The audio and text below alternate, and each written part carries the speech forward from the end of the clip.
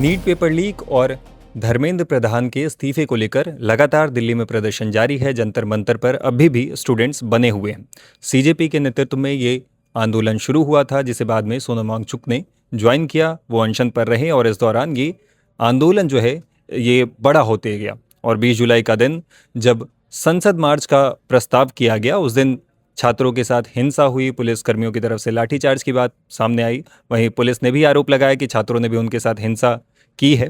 तो इसी बीच अब जो है वो एक तरह से डिरेल होता हुआ दिख रहा है ये पूरा आंदोलन।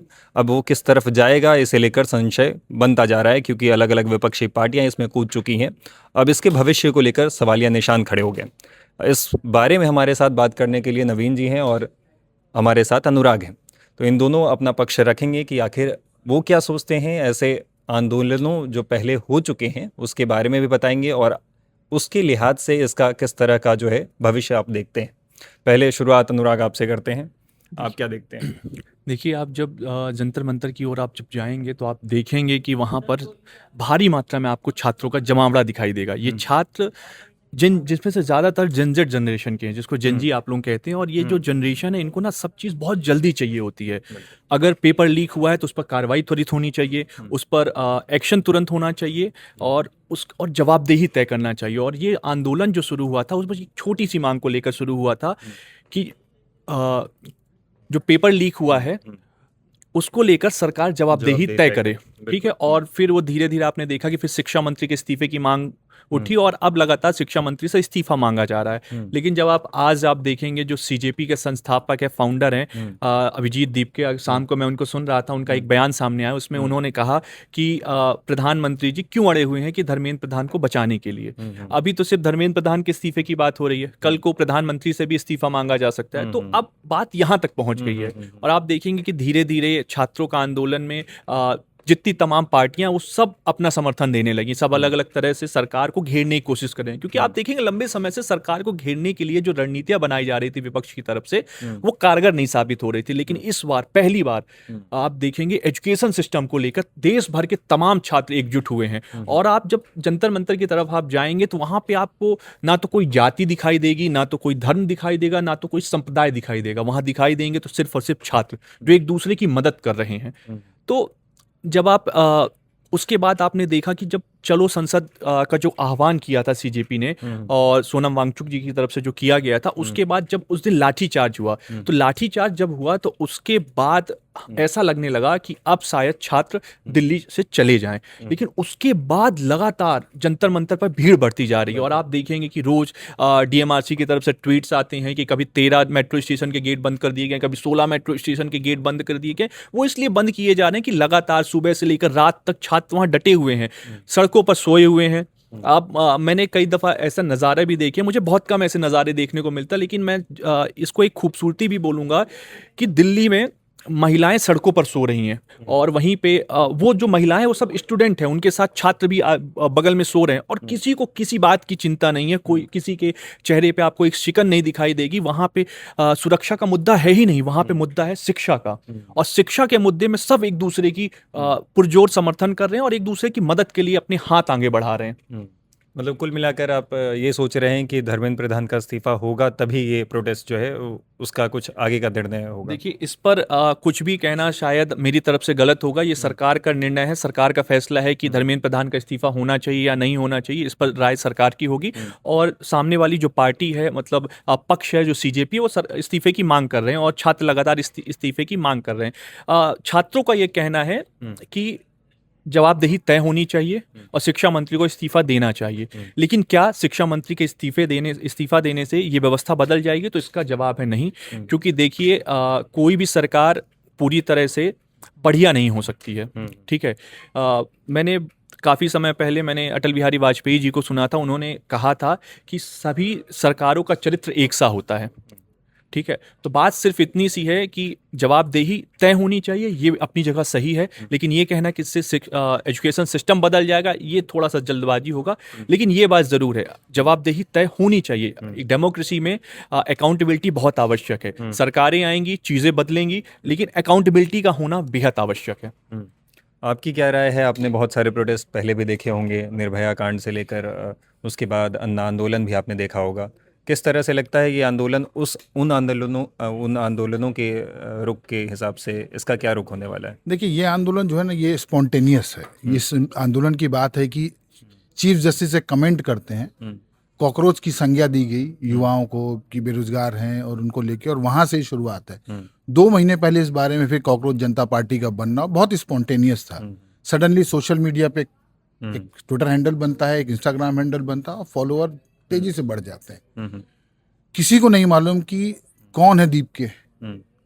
एक व्यक्ति अमेरिका में रहता है, वो व्यक्ति एक ट्विटर हैंडल बनाता है, फॉलोअर बढ़ते हैं, कोई प्रोफाइल नहीं है सोशल कि भारत में कोई काम करने का कोई प्रोफाइल रहा हो, किसी को लीड करने का कोई रहा हो, कभी कोई सामाजिक काम किया हो, इसके पहले कोई इस तरीके का काम करने का अनुभव रहा हो। बहुत स्पॉन्टेनियस था। इस तरीके की स्थिति इसके पहले के आंदोलनों में बहुत कम देखने को मिली, क्योंकि देखिए, मैं 2007, मेरे को दिल्ली में रहते तकरीबन 20 साल से ज़्यादा हो गए। मैं 2004-05 में आया था, स्टूडेंट पास करने के बाद मैं पहुंचा हूं। तब मैं शुरुआत में JNU के पास रहा करता था, IIT के पास रहता था, बेरसराय का इलाका है। तब पहली बार जब जो है 27% रिजर्वेशन हायर एजुकेशन इंस्टीट्यूशन में, तो एजुकेशन का मुद्दा तब उठा था। आज लोग कह रहे हैं कि एजुकेशन पे कभी बात नहीं। यूथ फॉर इक्वलिटी मूवमेंट उसको नाम दिया गया था। उस मूवमेंट में देखा गया था कि किस तरीके से लोग इकट्ठे हुए, और वही आधार आगे निर्भया का जो रेप वाला मामला हुआ, उसके बाद जब इंडिया अगेंस्ट करप्शन बना, ये सारी चीजें उसी की परिणति थी, और वो बढ़ती चली गई। और लिंक स्टार्टिंग पॉइंट जो था यूथ फॉर इक्वलिटी था, तो साधार वहीं से बढ़ते बढ़ते और वो अंततः आम आदमी पार्टी के रूप लेने तक वो वही चीजें रही। जो लोग थे बहुत नीतिगत और बहुत प्लान तरीके से काम करते चले आ रहे थे, और चीज़ें बहुत ऑर्गेनाइज तरीके से वो कर ले जाते थे। क्यों? क्योंकि उनको पता था कि एक व्यक्ति वहाँ पे ये है, वो मोर्चा संभाले हुए, JNU में एक व्यक्ति है जो उससे संबंधित काम देख रहा है, एक व्यक्ति IIT में जो देख रहा है। मीटिंगें होती थी, आपस में बातचीत होते थे, संवाद होता था, और चीज़ें चलती थी, क्योंकि उनको भारत के काम करने का और स्टूडेंट यूनियन के काम करने के तौर तरीकों से बिल्कुल वाकिफ थे।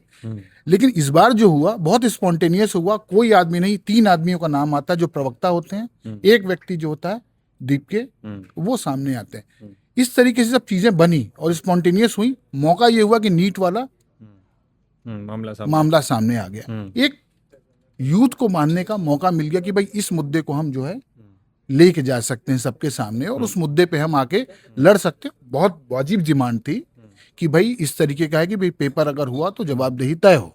बिल्कुल सही बात है। फिर दूसरी बात हुई कि भाई कि जो व्यक्ति जिम्मेदार है, धर्मेंद्र प्रधान को उनका कहा कि भाई यही व्यक्ति मुखिया है उस पूरे डिपार्टमेंट के, एजुकेशन डिपार्टमेंट के, इनका इस्तीफा होना चाहिए तो सिस्टम सही होगा। बात हुई, बिल्कुल ठीक हुआ, सब बैठे और सबसे पहले आए वो। अब उन लोगों ने जब अपना धरना शुरू किया तो उसके बाद एंट्री होती है किनकी? सोनम वांगचुक की।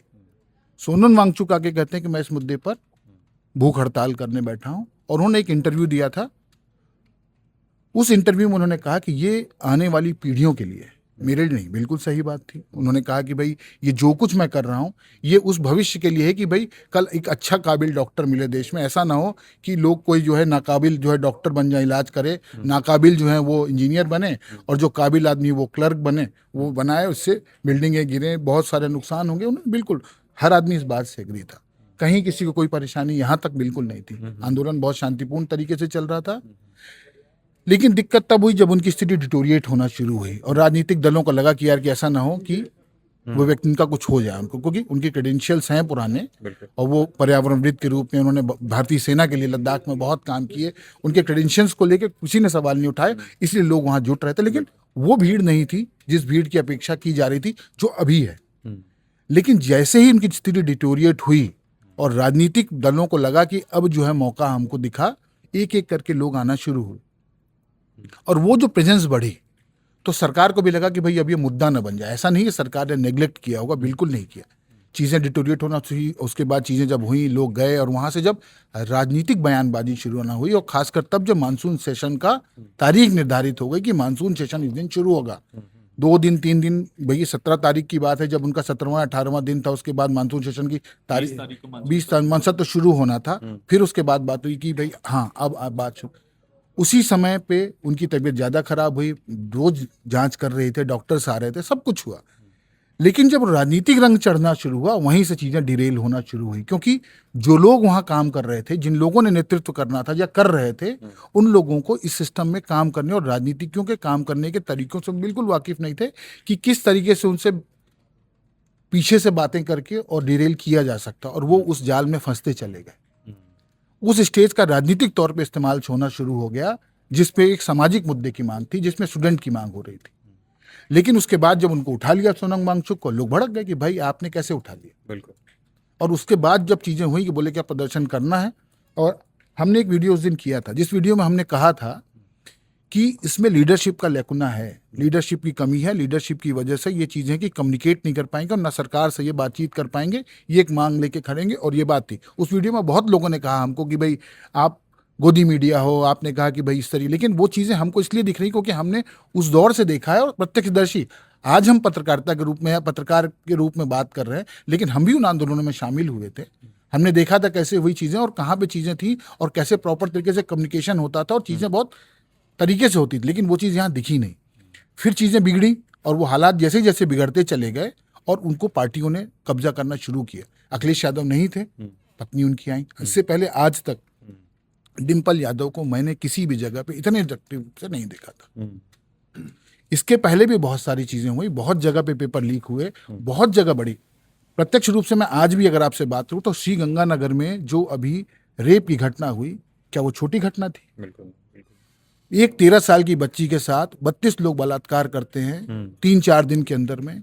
किसने इतनी मुखर होकर आवाज उठाई? क्या वो निर्भया कांड से छोटी घटना थी? क्या कहीं आई राष्ट्रीय लेवल पे उस तरीके से किसी ने बात पूछी? क्या ये वही नेता हैं जो यहाँ पे आके अपनी राजनीतिक रोटियां सेकने के लिए कि नरेंद्र मोदी सरकार को झुकाने के लिए हमको एक मौका मिला है, हम उस मौके को खाली जाने दें, और वो भी उन बच्चों के ऊपर जिनके पास अनुभव नहीं है, आप उनके ऊपर आके बैठ के वो बात कर रहे हैं। आपने 12 साल में नरेंद्र मोदी सरकार को हिलाने के लिए आपने कई बार कोशिश की। नरेंद्र मोदी सरकार वापस भी गई बैकफुट में, चाहे वो किसान आंदोलन रहा हो, चाहे वो भूमि अधिग्रहण का बिल रहा हो, उन्होंने बिल वापस लिए। उन्होंने कहा कि हमसे कहीं गलती होगी, नरेंद्र मोदी ने कहा। बात इस चीज की नहीं कि ये बात कहने पे अगर आप मोदी समर्थक हो जाते हैं, बात इस चीज की है कि जब चीजें लगी कि नहीं फिजिबल है और नहीं हो पा रही हैं, तो सरकार वहां से यू टर्न लिया सरकार ने। लेकिन आज की तारीख में अगर आप उन बच्चों के मामले पर अगर वो बैठे रहते, आज नहीं है कल है, उनको दिया जाता, समर्थन करते आप। लेकिन जिस तरीके से उन बच्चों को भेज दिया गया और जैसे ही वहां पे बुला लिया गया बच्चों को बात करने के लिए, 2 लोग मिलने जाते हैं, ट्विटर हैंडल पे कहते हैं कि हमको मार्च नहीं करना है, लीडरशिप लेकुना। आप वहां जाते हैं और आप कह रहे हैं कि हम तो चाह नहीं रहे थे कि भाई, लेकिन कौन लोग चले गए, उन्होंने कूच कर दिया संसद की तरफ। फिर उसके बाद जब वापस आई बात, अब जब आप मिल के आ गए, उसके बाद मैसेज आता है कि हम मुलाकात करने गए। क्या बातचीत हुई, किन विषयों पे बातचीत हुई, क्या बात की है और किन चीज़ों पे हुई, इस बारे में कोई स्पष्टीकरण नहीं आया। यही बात अगर आप अन्ना हजारे के आंदोलन में देखते तो वहाँ क्या होता था कि आज बातचीत हुई, इन पॉइंट से बातचीत हुई, इतने बजे मिलने जाएंगे, क्या होता था, वो सारी चीज़ों का अनाउंसमेंट होता था और लोग कम्युनिकेशन होता था। यहाँ इंटरनेट पूरा ब्लॉक है, जेनजी पूरी इंटरनेट पर चलती है, कोई मैसेज नहीं भेज सकते, मोबाइल सीजर लगे हुए हैं, कोई कम्युनिकेशन नहीं है, कोई प्रॉपर नहीं है, तो अब आप कैसे कम्युनिकेट करेंगे? तो ये सब चीज़ें यहाँ पे आई और ये सब चीज़ें हावी, और इनका फायदा राजनीतिक दलों ने उठाया। उन लोगों ने माइक का यूज़ किया, जो न्यूज़ एजेंसीज हैं वहाँ संदेश दिए, वहाँ से गए, टीवी पे चला, लोगों तक गई और वो खबरें गई और ये चीज़ों को पूरा का पूरा हाईजैक कर लिया गया। इसलिए आज स्थिति हुई कि बच्चे बेचारे मार खा रहे हैं, बच्चे मार खा के घर गए और ये बात किसी को अच्छी नहीं लगती, किसी का बच्चा पिट रहा हो। आप अगर बात करिए जो ब्यूरोक्रेट बैठे हैं, उनके बच्चे भी तो नीट की तैयारी करते हैं।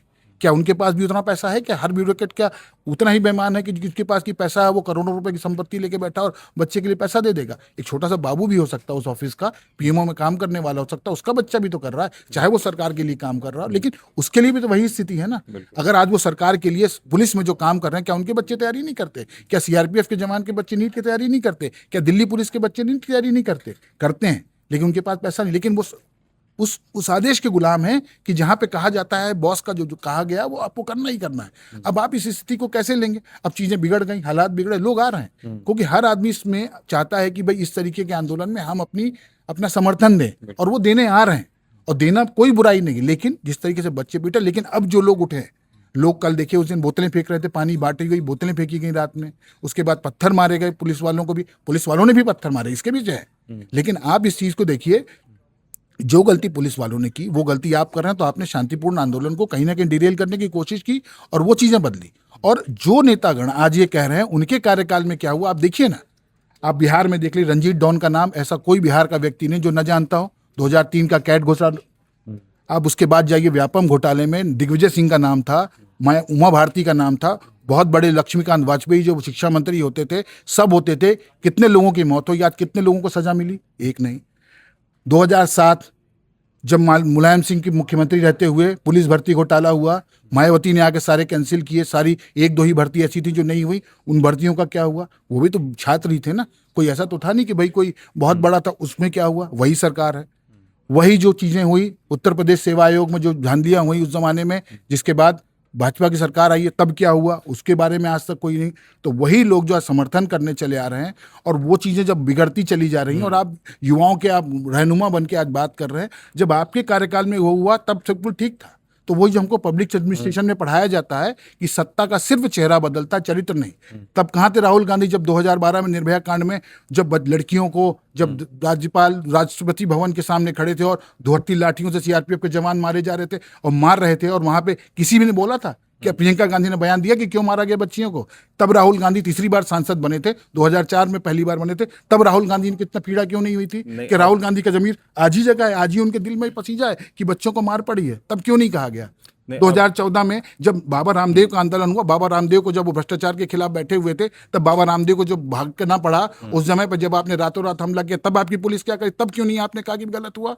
तो आप जब जमीर खोल के देखेंगे तो स्थितियां वही हैं, लेकिन बात यही कि जो सत्ता पे बैठा है उसको लगता है कि हम जो कर रहे हैं बिल्कुल सही है और बाकी जो लोग कर रहे हैं वो सब गलत है। तो मामला है कि आज जो स्थिति बनी, सब चीजें डिरेल हो गई हैं। अब स्थिति है कि अब इनका भविष्य क्या होगा ये बहुत मुश्किल नजर आ रहा है, क्योंकि अजीत दीपके की बात अब कहाँ आ रही है? कहीं कोई नहीं आ रही।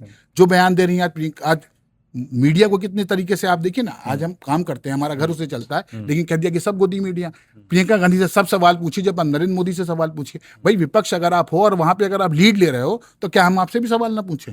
चलिए मान लीजिए सरकारें हैं, वही कांग्रेस गवर्नमेंट जिसने इमरजेंसी लगाई थी, सवाल पूछना कि अखबार छपना बंद हो गए थे, लोगों की लाइटें काट देंगे। तो सवाल वही है कि आपके चरित्र में वो चीजें हैं और वो चीजें बदल गई हैं। नहीं, ये इस तरह के मतलब यही जो प्रोटेस्ट था वो यही बात हो रहा है कि राजनीतिकरण हो गया उसका एक लिहाज तक जो माना जा रहा है। लेकिन अब प्रोटेस्ट का जो जो सार है वो अभी भी लोग वहाँ बने हुए हैं और अभी भी लोग वहाँ पुलिस की लाठियाँ खा रहे हैं, जो पुलिस के साथ आमना सामना हो रहा है। तो अभी ऐसा नहीं कह सकते हैं कि प्रोटेस्ट ख़त्म हो गया है। अभी वो राहुल गांधी अपना अलग मार्च निकाल रहे हैं, सब कुछ अपना अलग कर रहे हैं, तो राजनीति की बात तो खैर होती रहेगी। लेकिन ये पहल तो अच्छी है ना, ये स्टूडेंट्स ने अपने और एक सेकंड, हाँ, और जंजी के सारे प्रोटेस्ट आप देखिए, जहाँ भी नेपाल और बांग्लादेश और इन जगहों पे हुआ तो त्वरित होता है वह मामला, है ना, कि जंजी कभी वेट नहीं कर रहे हैं, है ना, महीने भर में वो सरकारें पलट देते हैं। इतना पावर है उन लोगों के पास, मतलब दिख तो रहा है अभी फिलहाल के लिए कि इतना पावर दिख रहा है। लेकिन आपने जब नेपाल और श्रीलंका की बात की तो मैं एक बात आपको ये भी बता दूं कि जब आप इंडिया के जंजी का प्रोटेस्ट आप देखेंगे तो वहाँ पे आप भगत सिंह की तस्वीर देखेंगे, वहाँ पे आप बाबा साहब भीमराव अंबेडकर की तस्वीर देखेंगे, वहाँ पे आप महात्मा गांधी की तस्वीर देखेंगे, और आप वहाँ पे ये भी देखेंगे कि कुछ लोग महात्मा गांधी गेटअप में वहाँ पर आए हुए हैं। तो ये पहली बात, हम नेपाल में नहीं है, हम श्रीलंका में नहीं, ये इंडिया है, हिंदुस्तान है। यहाँ का मुल्क लोकतंत्र में भरोसा रखता है, ये देश लोकतंत्र पर भरोसा रखता है, और यहाँ के लोग ये बात जानते हैं कि हम डेमोक्रेसी पे हैं और हम चीज़ें डेमोक्रेटिक तरीके से करेंगे। इसी वजह से आज छात्र जंतर मंतर पर एकजुट है। जब आप जंतर मंतर की ओर जाते हैं, आप वहां देखते हैं कि वही छात्र जिन्होंने लाठियां खाई हैं पुलिसकर्मियों से, सुरक्षा कर्मियों से, आज वो उन्हें फूल दे रहे हैं। वही छात्र आज उन्हें पानी पिला रहे हैं, अपना खाना उनके साथ शेयर कर रहे हैं। वो बात अलग है वो लेने से इनकार कर दें, वो बात अलग है कि वो दूरी बना ले, लेकिन उन्हें भी इस बात की पीड़ा है, पुलिसकर्मियों को भी इस बात की पीड़ा है कि हमने उन्हें मारा। इन्होंने सर ने जैसा कहा कि पुराने इन्होंने दौर की बात की, तो देखिए हर सरकार में कुछ ना कुछ चीज़ें होती रहती हैं, कोई सरकार परफेक्ट नहीं होती है, ठीक है, परफेक्ट बनाना पड़ता है और परफेक्ट बनाने के लिए अकाउंटेबिलिटी की आवश्यकता होती है, उसी अकाउंटेबिलिटी की बात हो रही है, ठीक है। आज के दौर पे अगर मैं नेहरू की बात करूं तो वो जायज़ नहीं होगा, आज मैं बैठ के अगर मैं रेप केस की बात करूं तो वो जायज़ नहीं होगा। रेप विषय बहुत संवेदनशील विषय है, उस विषय के लिए जब बात करना हो तो उसके लिए हमें उसी से जुड़े चीज़ों पे बात करनी चाहिए। फिर हम छात्र आंदोलन की बात नहीं करेंगे। तो अभी अब जब हम छात्र आंदोलन की बात करें तो आपको छात्रों के मुद्दे समझने होंगे। क्यों देश भर के छात्र एकजुट हुए? क्योंकि हर राज्य में हर ऐसा तो है नहीं कि हर राज्य में सिर्फ भाजपा की सरकारें हैं, ठीक है, कहीं पे कांग्रेस भी है, कहीं पे अन्य पार्टियां भी हैं। तो उन राज्यों में भी पेपर लीक्स हुए हैं, उन राज्यों में अलग अलग तरह की परीक्षाओं में घोटाला हुआ है। छात्र सालों से आहत थे। किसी एक व्यक्ति ने आह्वान किया, वो भले ही सीजेपी पार्टी के अंतर्गत आह्वान किया गया, लेकिन पीड़ाएं देश भर के छात्रों की थी, इसलिए देश भर के छात्र एकजुट हुए। कल को आप अभिजीत दीपके को भूल जाइए, आप सीजेपी को भूल जाइए, लेकिन आप आंदोलन नहीं भूलेंगे, आप छात्रों को नहीं भूलेंगे जिन्होंने यहाँ लाठियां खाई हैं, जो यहाँ पे देखिए, आदेश सबको होता है, लेकिन लाठियां कितनी तेज चलाना है वो आपकी अंतरात्मा के ऊपर है। आपका हाथ किसी के आदेश के ऊपर नहीं है। आपको आदेश मिला हुआ, आपको वीडियो करना है, लेकिन ये आपको किसी ने तय नहीं किया कि अगर आपको वीडियो 8 मिनट का करना, 18 मिनट का करना या 38 मिनट का करना, ये आपके विवेक के ऊपर है। आप अपने विवेक का कितना इस्तेमाल करते हैं, ये आपके ऊपर है। तो बस सीधी सी बात है कि छात्र आंदोलन में आगे क्या होगा, इस पर अभी कुछ कहा नहीं जा सकता है, क्योंकि जो हमने सोचा था कि चलो संसद मार्च के बाद छात्र की जो जमावड़ा है वो कम होगा, वो लगातार बढ़ता जा रहा है। सोनम वांगचुक को उठाया गया, छात्रों ने कूच किया।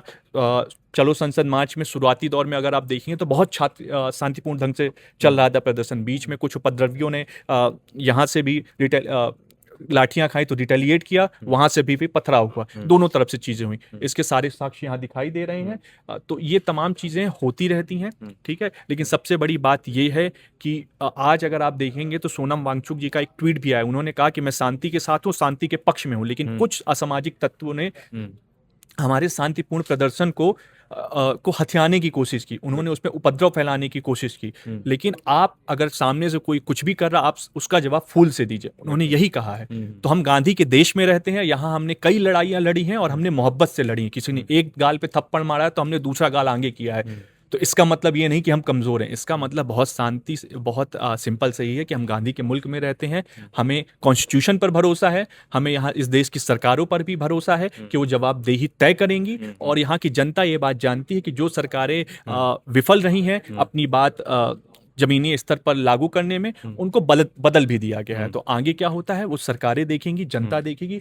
बस यही मैं यही कहना चाहूँगा कि मैंने कहीं बहुत पहले एक बात पढ़ी थी, एक लाइन जो मुझे हमेशा मेरे जहन में गूंजती है कि सर्वदलीय व्यवस्था में हमेशा एक छत्र राज्य खतरनाक होता है।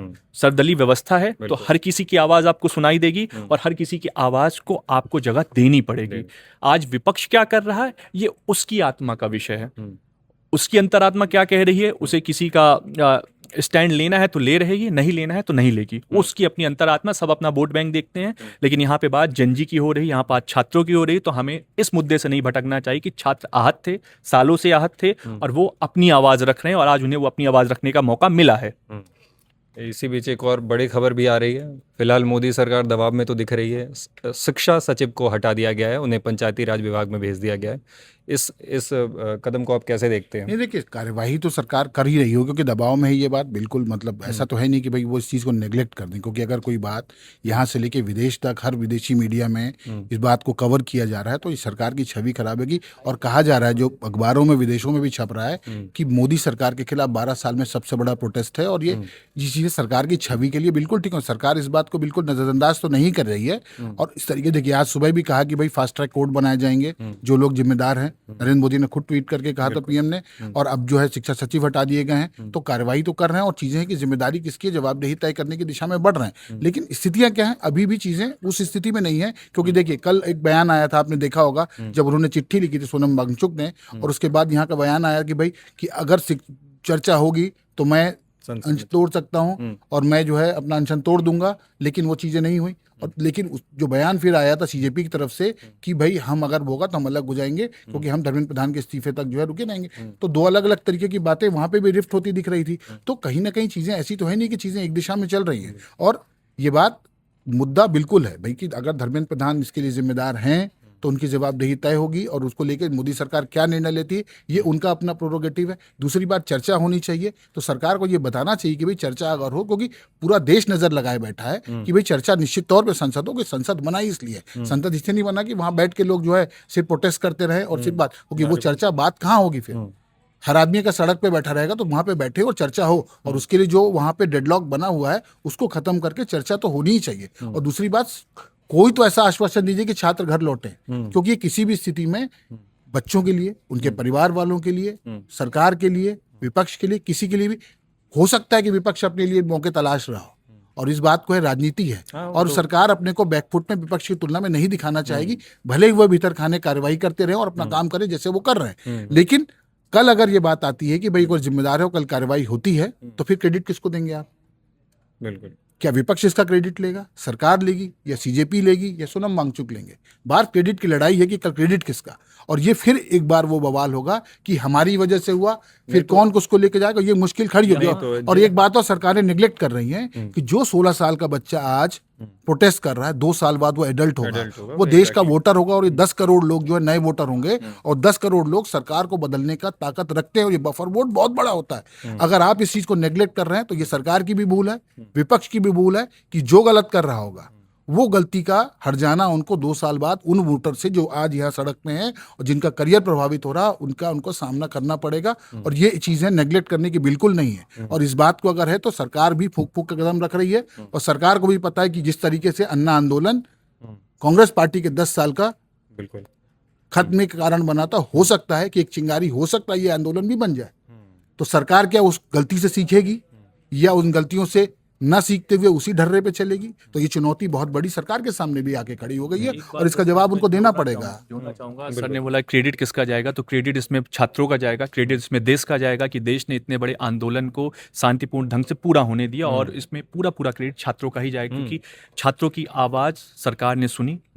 अगर कल को जवाबदेही तय होती है तो पूरा क्रेडिट सिर्फ और सिर्फ छात्रों को ही जाना चाहिए। क्योंकि बिल्कुल मैंने भी प्रोटेस्ट में बहुत सारे लोगों को सुना, वो लोग ये कहते नजर आए कि हम कॉज के लिए यहाँ इकट्ठा हुए, ना कि हम सीजेपी के लिए या सोनम वांगचुक के लिए भी। इवन बहुत लोगों ने कहा कि उनके लिए भी नहीं आए, इस कॉज के लिए आए हैं कि पेपर लीक एक बड़ा मुद्दा है और स्टूडेंट्स को एक साफ़ सुथरी शिक्षा के तहत आना चाहिए, तो इसलिए ये प्रोटेस्ट पूरी तरीके से वो समर्थन कर रहे हैं।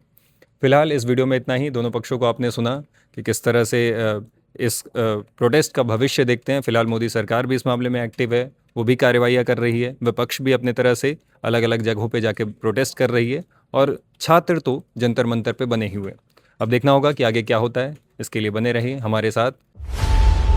खबरों की रणभूमि में यहाँ शोर नहीं, सोच लड़ती है, जहां शब्द नहीं फैक्ट्स वार करते हैं, और हर सवाल खोलता है सच की नई परत।